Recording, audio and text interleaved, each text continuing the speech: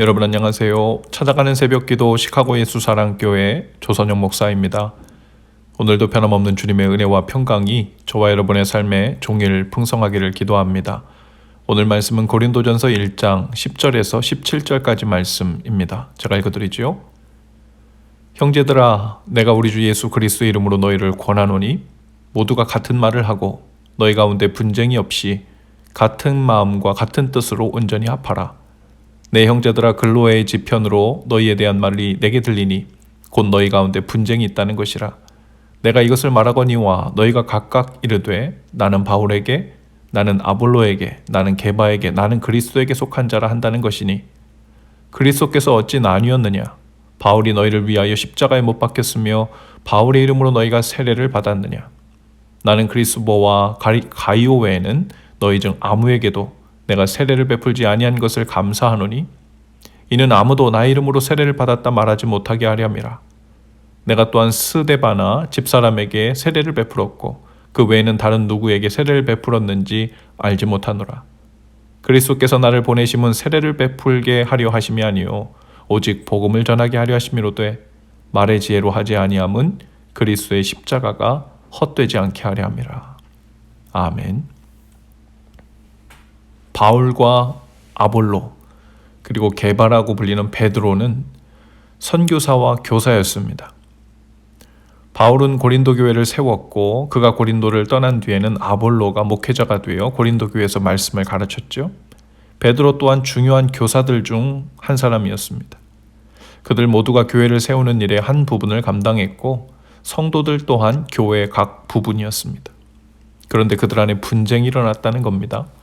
하나님의 말씀을 가르치면서 강조점이 다름에서 온 분쟁일 수도 있고 바울, 아볼로, 베드로 중 누가 고린도 교회에 가장 큰 공헌을 했는가, 누가 더 중심의 영향력을 가지고 있는가를 두고 성도들이 나뉘었는지도 모르죠.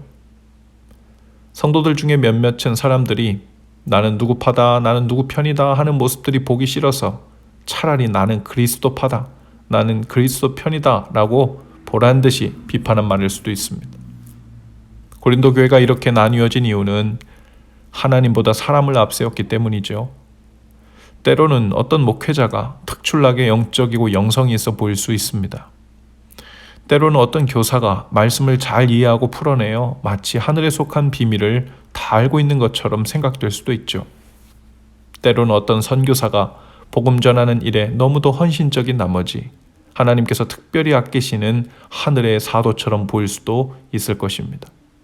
그러나 존경은 할 수 있고 마음을 다해 따르며 배울 수는 있지만 사람인 이상 그 누구든지 진리를 독점하고 있을 수 없다는 것은 인정하고 믿어야 합니다.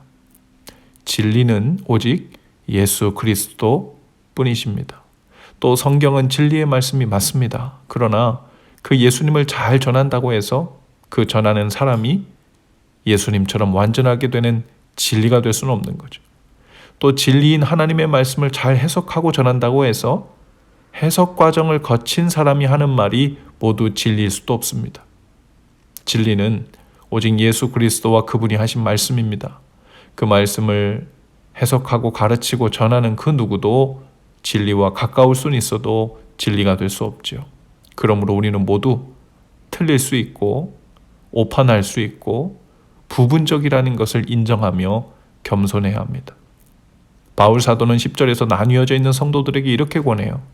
형제들아, 내가 우리 주 예수 그리스도 이름으로 너희를 권하노니 모두가 같은 말을 하고 너희 가운데 분쟁이 없이 같은 마음과 같은 뜻으로 온전히 합하라. 이미 의견도 나뉘어져 있고 마음도 나뉘어져 있는 사람들이 도대체 어떻게 모두가 같은 말을 하라는 것인가? 분쟁이 없는 것 같은 마음과 같은 뜻으로 합할 수 있을까요? 바울은 불가능한 말, 하나마나한 말을 지금 하고 있는 것일까요? 아닐 것입니다. 같은 말을 하라라는 말은 의견이 다르고 마음이 있는 곳이 다르더라도 예수 그리스도 안에 있는 사람들은 그 안에서 같은 말을 해야 한다는 뜻입니다. 바울이 최고라고 생각하든 아볼로가 최고라고 생각하든 베드로가 최고라고 생각하든 그들을 최고로 생각하는 각 그룹의 사람들은 그들이 예수님의 마음과 가르침을 가장 정확히 그리고 가장 바르게 전하는 것이라고 믿기 때문에 최고라고 생각하는 거죠. 바로 그것이 같은 공동점입니다. 나는 누구에게 속하였다, 누가 최고다 라는 말을 모두 접어두고 같은 말을 하기 시작하라는 겁니다. 예수 그리스도를 더 알고 싶다, 더 바르게 알고 싶다. 그 처음엔 그 공통점이 있는 것입니다. 내가 판단한 의견이나 결과를 잠시 내려놓고 이 같은 말을 하기 시작한다면 대화가 시작될 수 있을 것입니다. 쉬는 날 가족들과 집에서 영화를 한 편 보았는데요. 거기에 유명한 수학자에 대한 이야기였습니다. 대사 중에 이런 내용이 있었습니다. 틀린 문제 안에서는 맞는 답이 나올 수 없다. 질문을 잘못하면 그 안에는 정답이 나올 수 없다는 겁니다. 바울이 최고냐, 아볼로가 최고냐, 베드로가 최고냐 하는 것은 틀린 질문입니다. 맞는 답이 나올 수 없지요. 끝없는 분쟁과 대립이라는 더 큰 문제만 나을 뿐입니다. 그러나 질문을 이렇게 바꾸어 하나로 만들 수 있다면 어떨까요? 진리이신 예수님을 우리는 모두 더 알고 싶어 합니다. 그것을 위해 우리는 바울과 아볼로와 베드로를 통해 무엇을 배우고 있는가? 세상에서도 잘못된 질문들의 파도에 휩쓸려 다니는 사람들이 얼마나 많은지 모르죠. 여당이 옳은가, 야당이 옳은가, 좌가 옳은가, 우가 옳은가, 어느 쪽이 하나님의 뜻인가, 어떤 사람들을 하나님이 기뻐하는가, 모두 질문이 잘못되었습니다. 그러니 그 안에서는 혼란만 있고 맞는 답이 나올 수가 없죠. 복잡한 문제는 간단하게 대답할 수 없는 문제이기 때문에 복잡하다고 말하는 거죠. 그 안에 더 공부해야 되고 더 정확히 알아봐야 할 중대한 문제들이 얽히고 설켜 있기 때문입니다. 내 생각에 중요한 이슈 하나만 그 중에 하나 뽑아서 나머지 부분들은 눈 딱 감고 반올림하거나 반내림해서 제로로 만들어버리는 바로 그 일을 과감히 했다고 해서 믿음이라고 말하지 않습니다. 우리의 믿음은 철저히 하나님을 향한 것입니다. 알지 못하는 부분은 주님의 손에 믿음으로 의탁드리는 것이지 주님이 좋아하실 만한 것 같은 나의 판단을 앞세워 사사오입하는 것이 아닙니다. 확실히 아는 사실에 대한 부분에 대하여서는 주님 앞에서 정직하고 용기 있게 답을 하되 조금이라도 확실치 않은 부분에 대하여는 양심적으로 추측이나 생략의 죄를 짓지 않고 주님 손에 맡겨드리고 기다리는 것이 그것이 믿음일 것입니다. 오직 주님만 진리이십니다. 그리고 그 진리를 따르는 사람, 그 진리를 해석하는 사람은 그 누구든 진리가 아닙니다. 그러므로 누구든지 주장하는 자세를 취하기보다 성령 안에서 주님의 뜻을 구하며 열린 마음으로 대화하고 경청하고 격려하는 가운데 주님께서 같은 마음길을 내주시기를 기다려야 할 것입니다. 혼란스러운 일이 많은 시대이죠. 그러나 조급하지 않아도 됩니다. 부활하신 주님은 여전히 우리 곁에 살아계시고 우리의 혼란과 무지함을 아시죠. 진실하게 구하고 마음을 다해 주님을 따르기 원한다면 주님께서 부인할 수 없는 가장 좋은 길을 우리에게 보일 것이고 인도해 주실 것입니다.